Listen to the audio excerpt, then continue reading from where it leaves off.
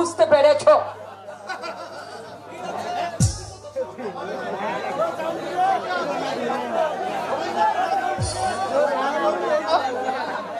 আজ আমি বেশ বুঝতে পারছি অনেক আত্মাবার পরিবর্তন হওয়া উচিত ছিল। সত্যি তো, সংসারের জন্য এত কিছু কেন করব? সংসার আমাকে কি দেবে? দেবে তবে উষ্ণ ভালোবাসা, আর সেই ভালোবাসায় দেউলিয়া হয়ে তোমাকে একেবারে দেউলিয়া খাতায় নাম দিয়ে দিতে হবে। বুঝেছি তনু, আজ আমার কাছে জলের মতো পরিষ্কার হয়ে গেছে। এখন আমার কি মনে হচ্ছে জানো? কি? এতদিন আমি ঘুমিয়েছিলাম, তোমার জীবন কাছে চয়, সে ঘুম আমার ভেঙে গেছে। আজ আমি নিজেকে চিনতে পারছি, বুঝতে পেরেছি সত্যি আমার ভাগ্য লক্ষ্মী তনু। না না, এক কথা আমি অস্বীকার করতে পারবো না। তোমাকে ঘরে আনবার পরে আমার চাকরির প্রমোশন হলো, একসাথে 500 টাকা বেতন বৃদ্ধি, যা আমি জীবনে কল্পনা করতে পারিনি। এসব তোমার ভাগ্যে হয়েছে তনু। তুমি এ কথা স্বীকার করো, কিন্তু কিন্তু তোমার মা বাবা কখনো এই কথা স্বীকার করে না। তাদের মতে তোমার বাবার সত্যবাদিতা আর সাধুতার জন্যই নাকি তুমি এত উপরে উঠতে পেরেছো। মূর্খের পাঁচালি, এ যুগে সততা সত্যবাদিতার কোনো মূল্য নেই। যারা বেরু দুর্বল কাপুরুষ, তারাই ওসবের দোহাই দিয়ে আবর্জনা স্তূপে পড়ে থাকে, জীবনে আলোর সন্ধান পায় না। ঠিক তাই, সময়ের ব্যবধানে সবকিছুর পরিবর্তন হওয়াটাই তো স্বাভাবিক নাকি? যাক, আজকে তো তাড়াতাড়ি তুমি অফিস থেকে ফিরবে, কেমন? কেন বলো তো? বারে, আচ্ছা কাল রাতে তুমি আমাকে কি বলেছিলে? রাত্রে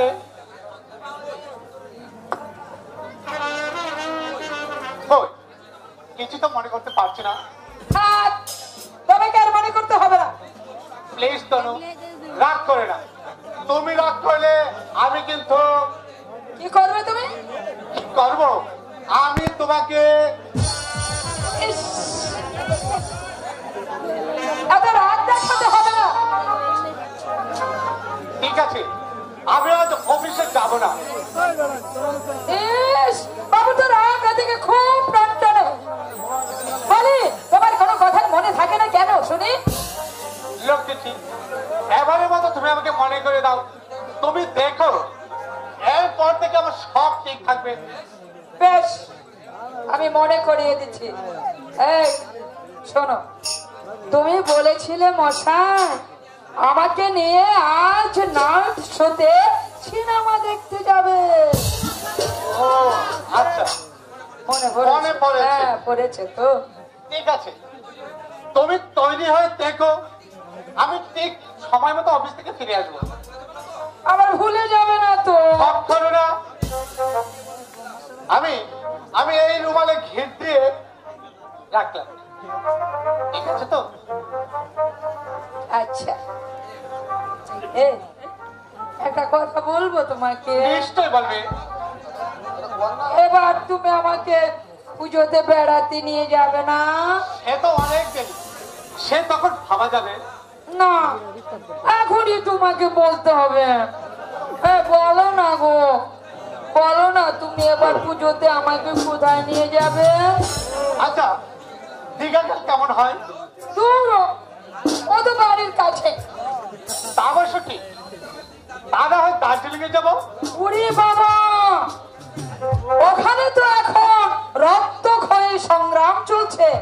না না না না বাবু, আমি ওখানে গিয়ে বেঘরে প্রাণটাকে হারাতে পারবো না। মরণকে তোমার এত ভয় তনু? আরে মরণকে কে না ভয় পায় বলো তো? তাহলে আমি বলি কি, কাশ্মীরে গেলে না খুব মজা হবে। হ্যাঁ, গত বছর পুজোতে দিদি আর জামাই বাবু ওই কাশ্মীরেই গিয়েছিল জানো। বলো না গো, বলো না, আমাকে নিয়ে তুমি কাশ্মীরে যাবে, চলো। হ্যাঁ বলো, সেখানে দেখবার মতো তো অনেক কিছুই আছে যা দেখলে একেবারে প্রাণ জুড়িয়ে যাবে। তা তো বটে, তা তো বটে। আমি তো এটা জানি, আমি কিছু আবদার করতে গেলেই তোমার টাকায় টান পড়ে যায়। ঠিক আছে, ঠিক আছে, তোমাকে আমাকে নিয়ে যেতে হবে না, যাও। আমি আমি এই বাড়ির ভিতরেই বন্ধ হয়ে থাকবো।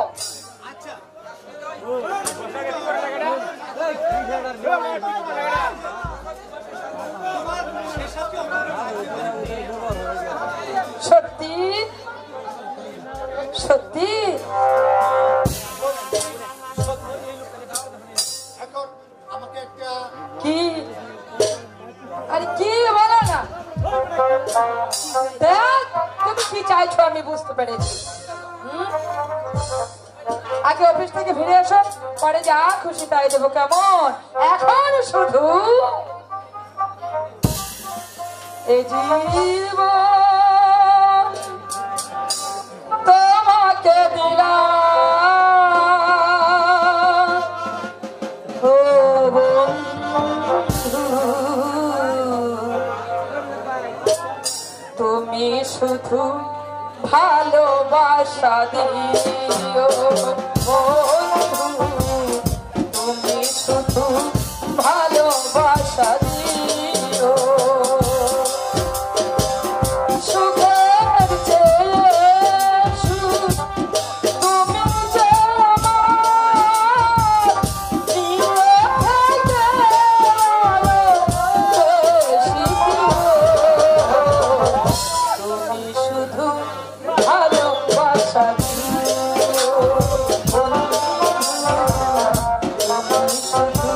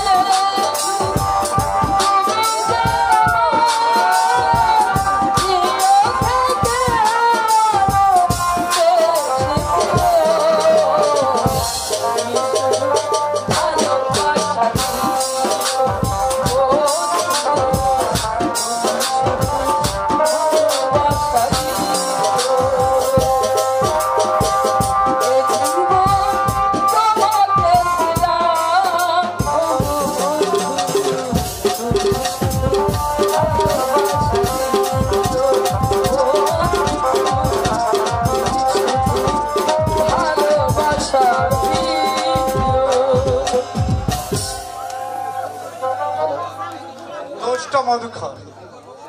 কি করব ভালো মধুকরের স্বভাব এই যে আকন্ত করে পান করলেও তৃষ্ণা নিবারণ হয় না, সব সময় মনে হয় হ্যাঁ স্বর্গ রাজ্যে বিচরণ করছি, তাই না দাদা? ইডিয়েট! আচ্ছা, আমি তো খারাপ কিছু বলিনি, যা সত্যি তাই বল। কে তাকে সত্যি কথা বলতে দিব্যি দিয়েছে শুনি? রাগ করছো কেন দাদা? তুমি তো জানো আমি বরাবর একটু খোলামেলা মানে রেগে রেগে কথা বলতে পারি না। মুখে যা আসে তাই বলে ফেলি। ভবিষ্যতে নিজেকে সংযত করার চেষ্টা কর, নইলে তোর কপালে ভাগ্য আছে। ঠিক আছে, তুমি বলছো আমি নিজেকে সংযত করার চেষ্টা করব। তুমি আমার গুরুজন, গুরুজনের আদেশ তো মানতে হয়। তবে তবে কথা কি জানো দাদা, ছেলেবেলা থেকে তুমি আমি দুজনে একসাথে মেলামেশা করে বড় হয়েছি, তাই তাই তোর যা খুশি তুই বলে দেবি, তা আমাকে নিঃশব্দে হজম করতে হবে। No never. ঠিকই তো ঠিকই তো। আরে ছোট ছোটর মতোই থাকতে হয়।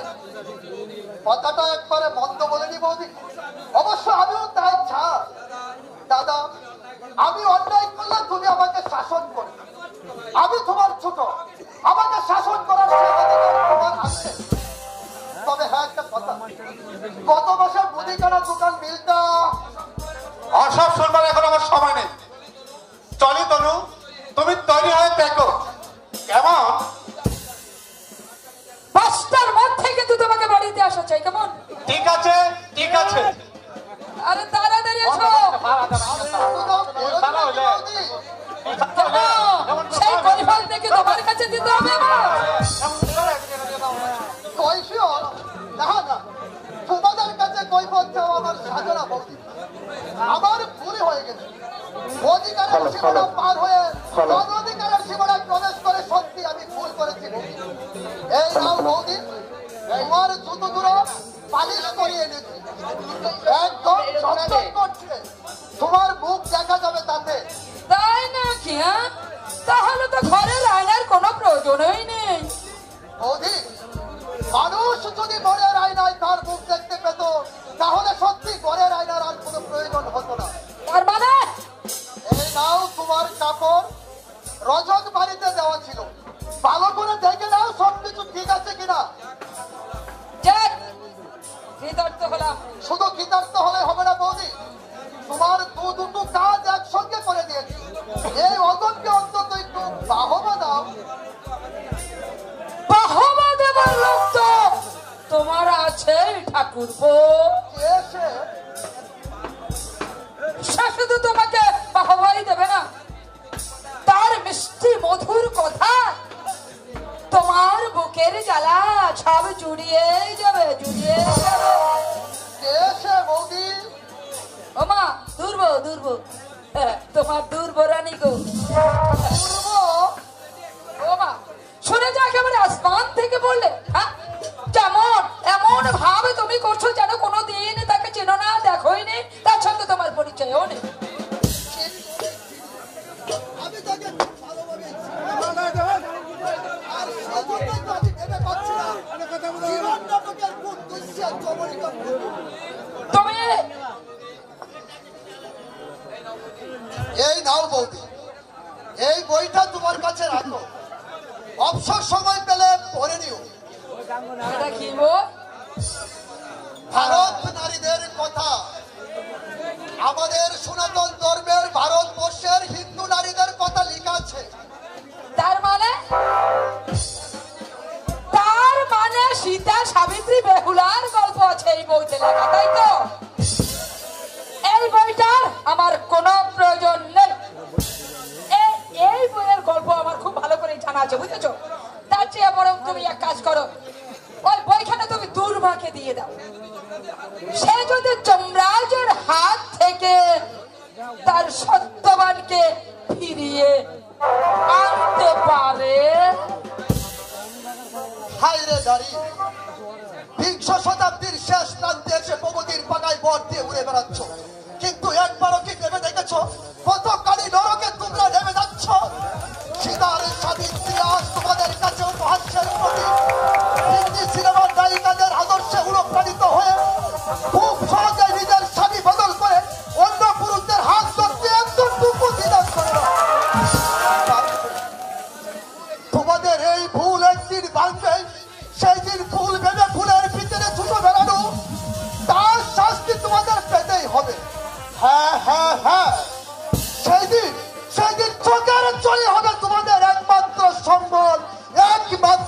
আরম্ভ হয়।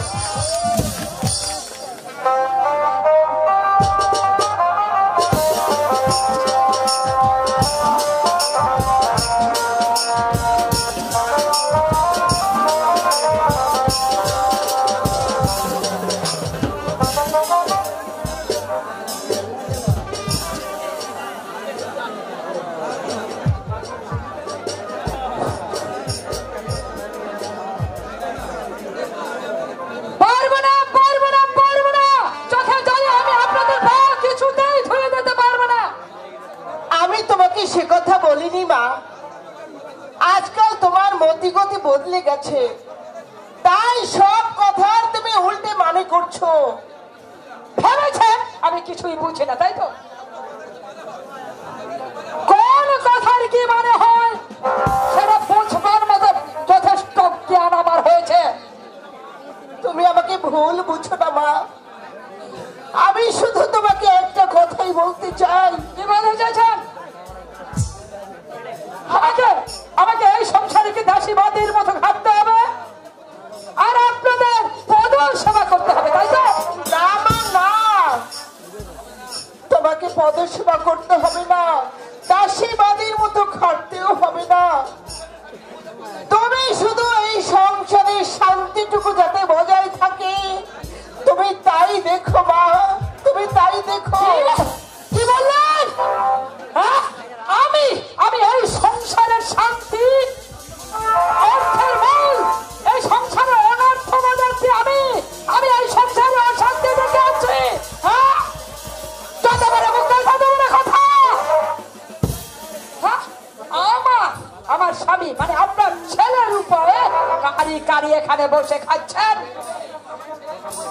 আমার ছেলের বউয়েরই আপনি শাসন করছেন, বিচার করছেন। লজ্জা করেন আপনার? নাকি মানুষের চামড়া আপনার গায়ে নেই? ঢের ঢের বেহায়া দেখেছি, কিন্তু আপনার মতো বেহায়া আমি বাপের জন্মেও দেখিনি। তুমি তুমি তোমার জুতোটা খুলে আমার মুখে মারো, আমি তার নীরবে সহ্য করব। তবু তোমার এই মুখের বাক্য যন্ত্রণা আমাকে দিও না বৌমা, আমি আর সহ্য করতে পারছি না। এই তো সবে শুরু, এখানে অনেক অনেক অনেক কিছু সহ্য করতে হবে। করবো বৌমা করবো, তোমার দেওয়া সব আঘাতে আমি মুখ বুঝে সহ্য করবো। আঘাতে আঘাতে আমাকে তুমি ক্ষত বিক্ষত করে দিলেও আমি আমি কোনোদিন কাউকে বুঝতে দেব না যে আমার বুকের মধ্যে কতখানি কষ্ট জমা আছে।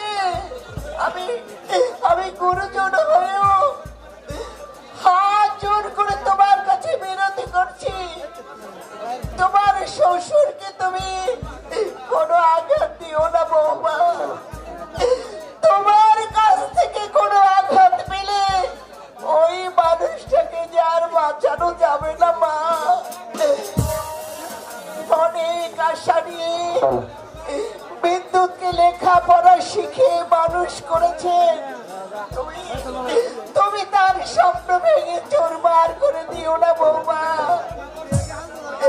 ও একটু ভালোবাসার কাঙাল মা, ভালোবাসার কাঙাল।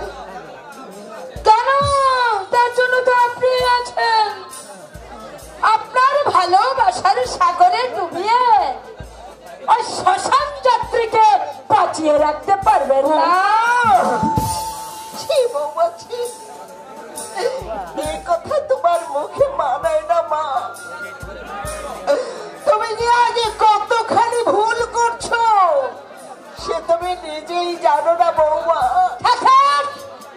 আপনাকে আর উপদেশের বুলি আওড়াতে হবে না। আই তনুশ্রী কারো উপদেশের ধার ধারে না। শুনুন, আমার স্বামীর রোজগারে যখন গোটা সংসারটা চলছে তখন আমার যা খুশি আমি আমি তাই করব। আপনাদের কথা মতো চলতে আমি বাধ্য নই। ওমা, হ্যাঁ, এতদিন সংসারে তো অনেক কর্তৃত্বই করেছেন, এবার কর্তৃত্ব থেকে একটু সরে দাঁড়ান, নইলে কিন্তু আপনার কপালে অনেক দুঃখ আছে। হায় রে পোড়া অদৃষ্ট, আমি পূর্ব জন্মে কার ভরাডুবি করেছিলাম, তাই এই জন্মে তার ফল ভোগ করছি। হে ঠাকুর, তুমি আমার বৌমার সুমতি দাও, তুমি আমার বৌমার সুমতি দাও, সুমতি দাও। কাঁদছ? তুমি কাঁদছ মমতা? কাঁদো, আকাশ পাঠিয়ে চিৎকার করে কাঁদো, তবু তোমার মুখে মুখে ব্যথা একটু লাঘব হবে। এই দেখো, আমি শুধু শুধু কাঁদবো কেন? কই আমার তো কিছু হয়নি।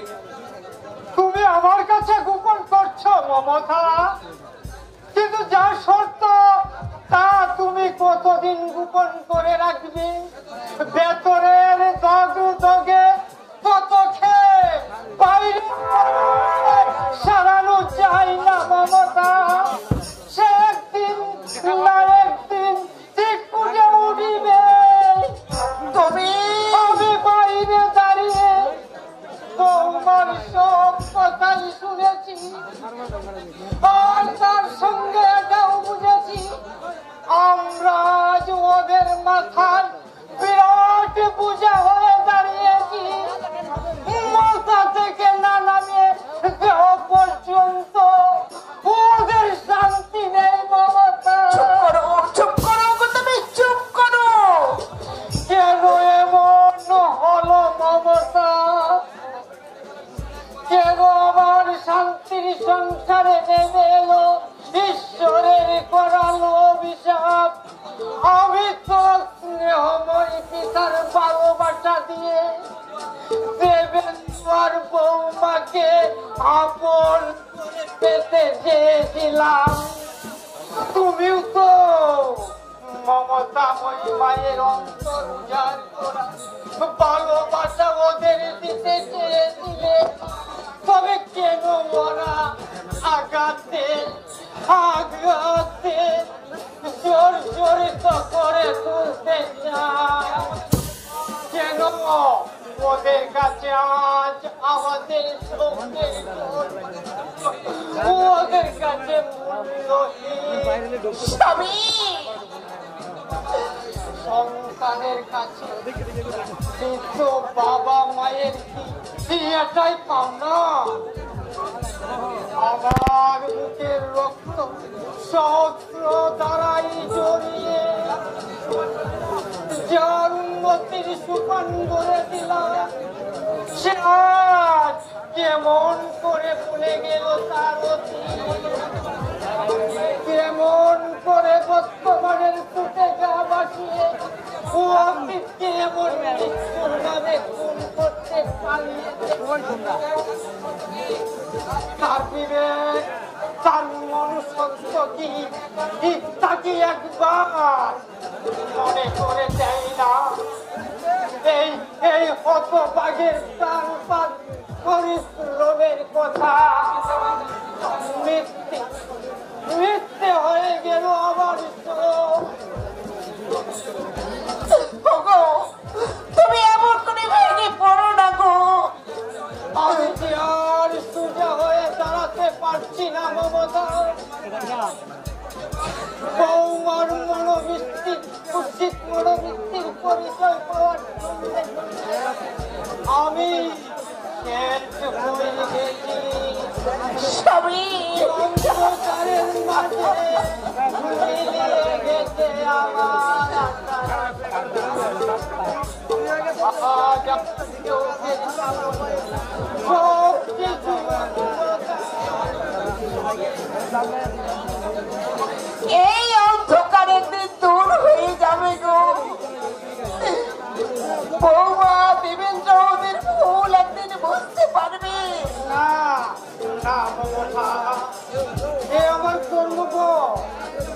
শাস্তি আমাকে পেতেই হবে, না হলে যে বাবার অভিশাপ ব্যস্ত হয়ে যাবে। কি বলছো তুমি?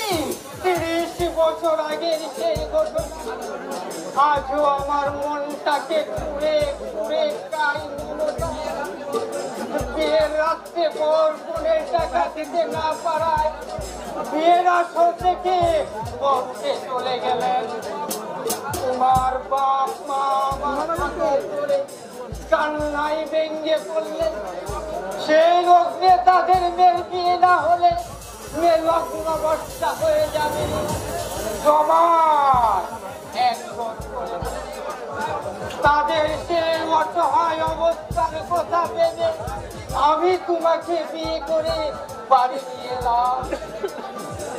আমাদের দেখে বাবা আমাদের মুখের উপর দরজা বন্ধ করে দিলেন, আর সেই বন্ধ দরজার সামনে দাঁড়িয়ে কত মাথা কত কেঁদে কেঁদে শুধু বাবাকে একটা কথা বোঝাতে চেয়েছিলাম। না, বাবা আমার কথাই তিনি কঠিন প্রতিজ্ঞা করলেন, তার কুলাঙ্গার ছেলের মুখ জীবনেও দেখবেন না। হ্যাঁ, বাবার মন মতো পাত্রীকে তুমি বিয়ে না করায় বাবা খুব আঘাত পেয়েছিলেন। সে আঘাতেই তো আজ আমার জীবনে অভিশাপ হয়ে নেমে এসেছে মমতা। ওসব পুরনো কথা তুমি ভুলে যাও গো, এতেই শুধু দুঃখই বাড়বে। আবার বর্তমান অবস্থা যে পুরানো দিনগুলোর কথা বেশি বেশি করে মনে করে দিচ্ছে মমতা। আমি যখন আমার বাবাকে সুখী করতে পারি তখন আমি সন্তানের কাছ থেকে সুখী হতে পারি। তাই তো আমার হাসির পালা শেষ হয়ে কান্নার পালা শুরু হচ্ছে। আর এই কান্নায় আমাকে একদিন এই পৃথিবী থেকে নিশ্চিন্ত হয়ে যেতে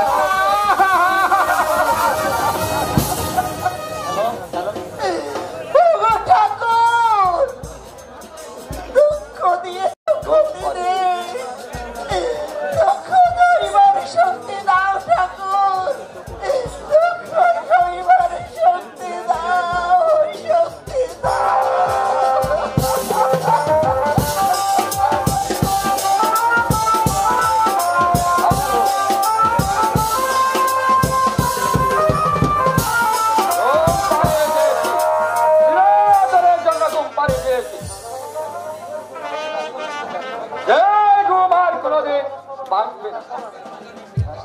তার রূপের অহংকার ভেসে গেছে আমার কামনার স্রোতে। সুন্দরী শ্যামলী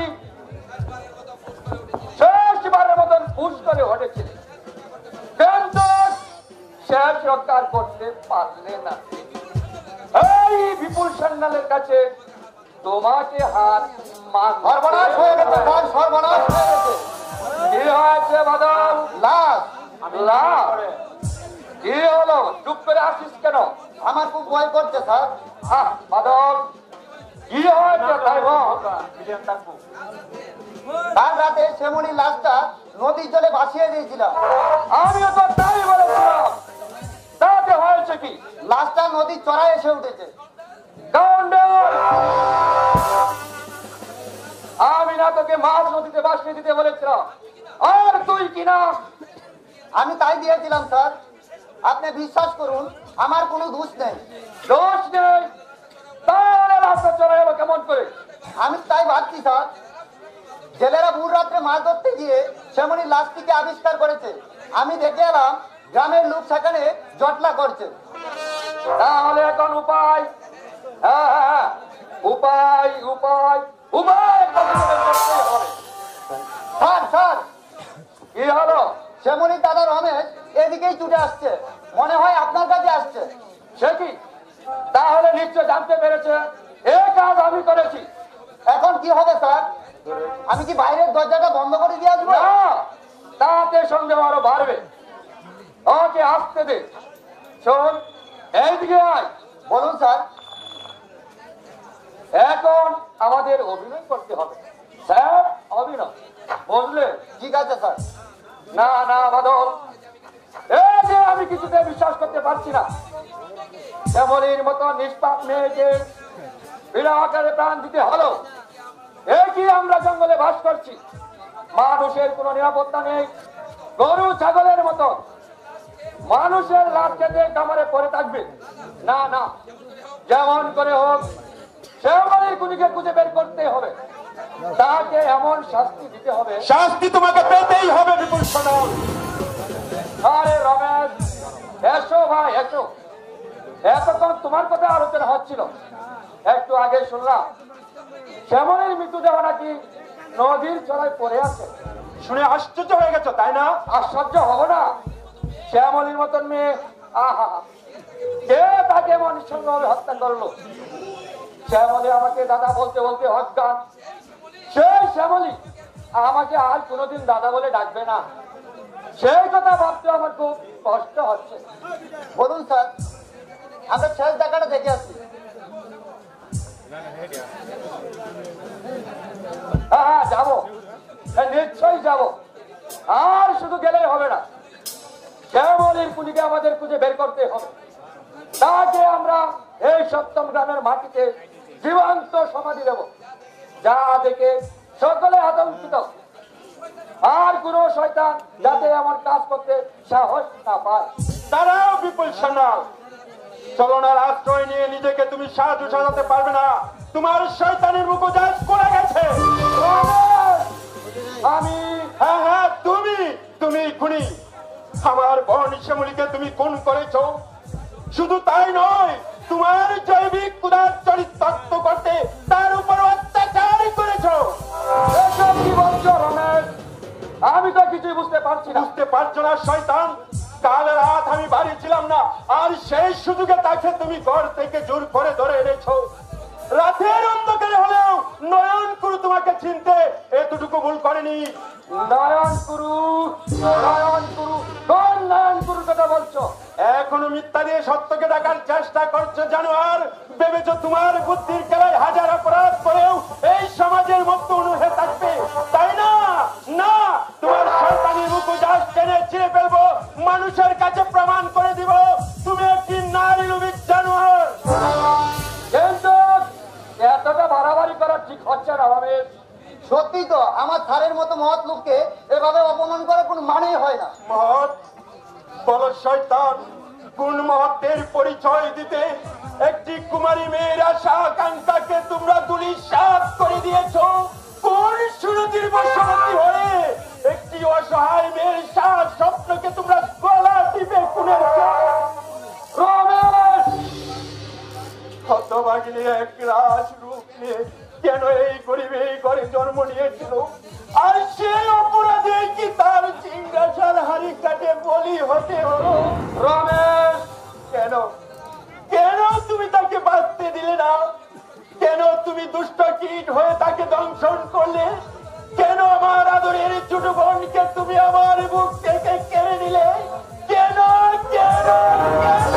জানি না, জানি না, জানি না। উত্তর আজ তোমাকে দিতেই হবে বিপুল সন্ন্যাল। উত্তর আজ আমি আদায় করেই ছাড়বো। আমার বোন শ্যামলীকে তুমি খুন করেছো। তোমার বুকের রক্তে আজ আমার মৃত বোনের আত্মাকে আমি তর্পণ করবো।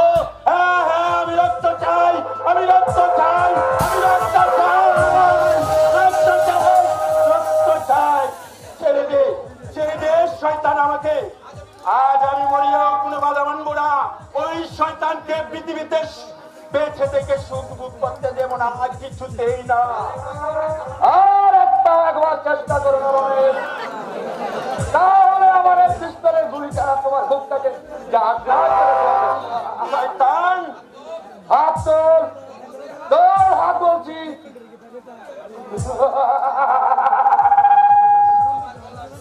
আমার গলা শোনার চেন তোর হাতে। ভেরি গুড, ভেরি গুড বাদল, ওই বেলটা দিয়ে ওর হাতটা বেঁধে বেল, আর আমার সোনার চেনটা ওর পকেটের মধ্যে ঢুকে। শয়তান, বিদায় পালন করছো রমেশ। শিক্ষার কাটায় যখন প্রবেশ করেছ তখন শাস্তি তোমাকে পেতেই হবে। যা, ওকে নিয়ে যাও বাদল। আমি বড় বাবুকে ফোন করে জানিয়ে দিচ্ছি দুর্বৃত্ত চুরি করতে এসে মারামার সমেত ধরা পড়েছে। ঠিক আছে স্যার, ঠিক আছে, চলো থানায় চলো। কতদিন আমাকে জেলে আটকে রাখবে শয়তান? তোমার ওই অন্ধকারের জাল ছিন্ন করে আমি আবুই ফিরে আসবো একদিন, আর সেদিন দেখো। পারবে না, পারতে তুমি পারবে না নরবসু। আমার হুৎকারে নিভে যাবে তোমার জীবন দিয়ে, আশার শোধ ভেঙে আমি ভিন্ন করে দেবো। তাই নাকি? হ্যাঁ, এই আমার প্রতিজ্ঞা। এই প্রতিজ্ঞা পূর্ণ না হওয়া পর্যন্ত নিশ্চিত আমি ঘুমিয়ে থাকবো না। অস্তিত্বের দোহাই দিয়ে, চোখের জলে বুকে বাঁচিয়ে, অপরাধীকে প্রশ্রয় দিয়ে এই সমাজকে ধ্বংসের পথে ফেলে দেব না। একটা শিমুলি গেছে, যাক, আর 5টা শিমুলিকে তোমাদের মতো শয়তানদের লালসায় শিকার হতে দেব না। কিছুতেই না, কিছুতেই না। পারবে না রমেশ, সেই ক্ষমতা তোমার হবে না। শুধু তুমি কেন, আমার বিরুদ্ধে যে রুখে দাঁড়াবে তাকেই তোমার মতন আমার ষড়যন্ত্রের জালের শিকার ধরা পড়তে হবে। যত চেষ্টা করলেও পারবে না আমার কেসব কষ্ট করতে। কিন্তু নয়ন করুক, কাজে আমি নয়ন করব বন্ধ করে দেব।